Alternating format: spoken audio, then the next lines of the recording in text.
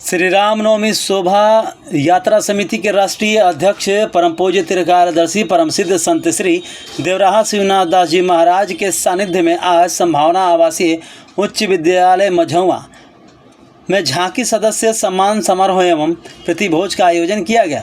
वहीं सम्मान समारोह के पूर्व राम भक्तों को संबोधित करते हुए त्रिकालदर्शी परम सिद्ध संत श्री देवराहा शिवनाथ दास जी महाराज ने कहा कि एक दिन रामनवमी मनाने से हम लोग राम भक्त नहीं कहा सकते हैं। भगवान राम सबके हैं और सभी भगवान राम के।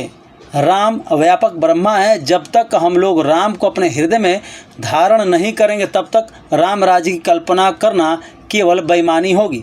संत श्री ने आगे कहा कि कल युग का अंत तभी होगा जब हम लोग पूर्ण रूपेण सनातन धर्म को अपना लेंगे।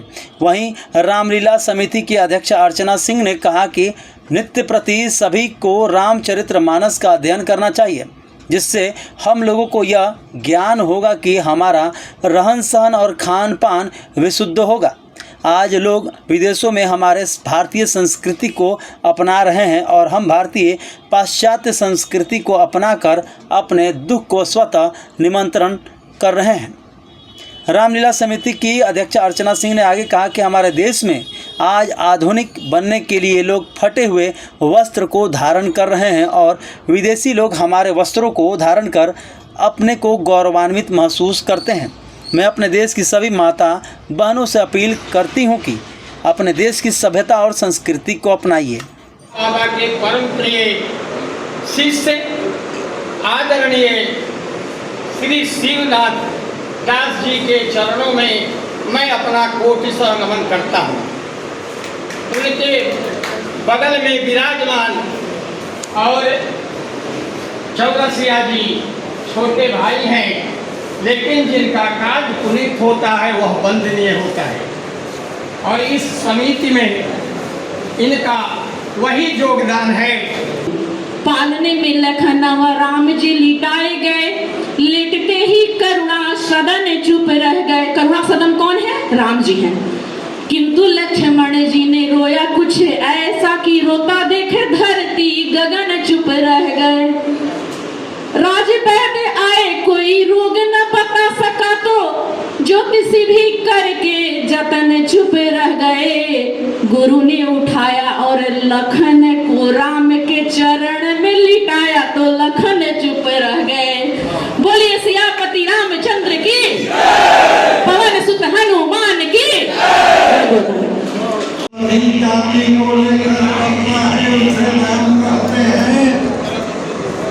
जो सबको हितई करता है उसको राम कहते हैं। मर जाने पर भी जो आता है उसे राम कहते हैं। तो देखने कौन आता है? मर जाने पर राम आते। आज देखने पर राम आते हैं और जाने पर राम आते हैं और रहने पर राम आते हैं। इसे तीनों कालों सर्वप्रियम, तीनों काल जिसका सर्वप्रिय है वह राम है। राम यही नहीं है कि एक गमछा ले लिया और रामनवमी के हो गया, इतना ही राम नहीं है। राम बड़ी दुख का चीज है। जो राम का जन्म से पहले का चीज है राम, तो राम बहुत बड़ा चीज है। लेकिन राम का नाम कोई नहीं लेता है। लाल पियर पे निकल के हरियर पे निकल के कोई नहीं लेता है। इसलिए कलयुग आ रहा, सब बच रहा है। सतयुग वह है जहाँ सब मिल जाता है और सतयुग में सबका चलने लगता है राम नाम। यहाँ राम नाम नहीं चलता है। खाली सभा में आने को जानते हैं कि राम जी के रामनवमी के हम हो गए। अरे रामनवमी के तो सब दिन हो सकते हैं, एक दिन के होते हैं, सब दिन हो सकते हैं। हमेशा राम नाम चलता है। एक व्यक्ति चल लेता है राम नाम हृदय से कह करके, तो तो उसके साथ 10 आदमी, 10 को चल देता है तो दादा का 100 आदमी, 100 आदमी राम नाम लेता है तो उसे दहाई लगाते जाइए तो सब राम नाम लेने लगेगा और वह राम काम में चलने लगे, काम में बस यही कहेंगे, बेटी नहीं कहेंगे। राम कौन है पहचानो, राम कौन है जानो, राम कौन है तो उसके नाम को मानो, जानो पहचानो मानो। राम कौन है तो राम आपस में झगड़ा लगाने वाला नहीं है, तामस अहंकार वाला नहीं है।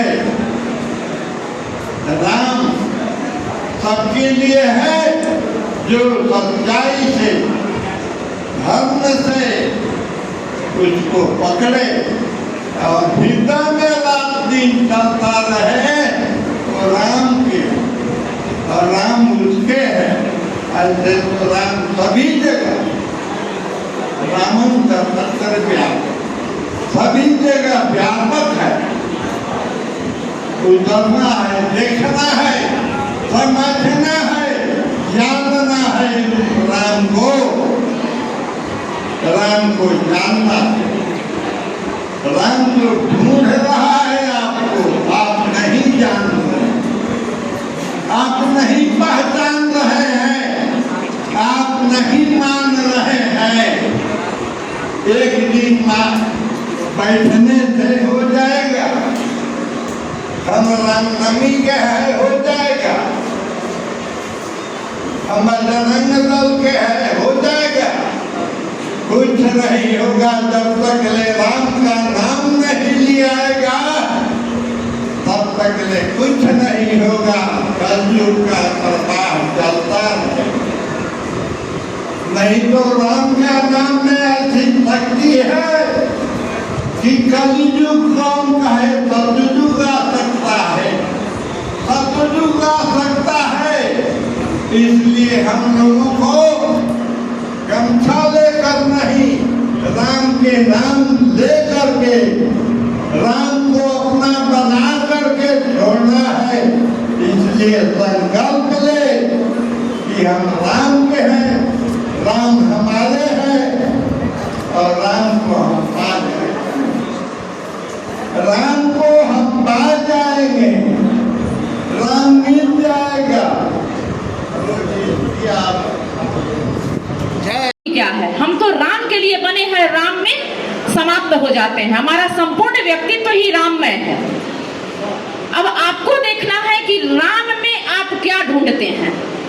जब हम किसी को अपनाते हैं, जब हम किसी को अपना आदर्श मानते हैं, तो हमें लगता है कि उसके पहनावे की तरह हमारा पहनावा हो, उसके आचरण की तरह हमारा आचरण हो, उन्होंने गुरु के साथ कैसा व्यवहार किया, माता पिता के साथ कैसा व्यवहार किया, अपने भाई के साथ कैसा व्यवहार किया, ये सारी चीजें हमें अपनानी होगी। तब हमारा भारतवर्ष बचेगा या बना रह सकता है। क्योंकि आज युवा पश्चिम की नकल कर रहे हैं और पश्चिम वाले क्या कर रहे हैं, हमारे हिंदुस्तान की नकल कर रहे हैं। यहाँ आकर के वहाँ की महिलाएं शादियां कर रही हैं, राधा रानी का भजन गा रही हैं और हम फटी हुई जींस पहन के पाश्चात्य की नकल कर रहे हैं। ये है हमारी आधुनिकता। पहले फटे हुए कपड़े देख के हम लोग भिक्षा दे दिया करते थे कि ये लो भिखारी है, और आज फटा हुआ कपड़ा पहनकर हमारे आरा और पटना जैसे शहरों में भी स्टेटस सिंबल बना हुआ है। हमारी जैसे औरतें ऐसे सूट पहन ले या साड़ियां पहन ले तो हम लोग अप टू डेट नहीं है। हमें पसंद है, हमें पसंद है पुरातन रहना, हमें पसंद है अपने सनातन में जीना, हमें पसंद है राम की शरण में रहना, हमें पसंद है जय श्री राम कहना, हमें पसंद है जय हनुमान कहना। हम सीता माता की बच्ची हैं, हम सीता की संतान हैं, हमें पसंद है सतीत्व का पालन करना।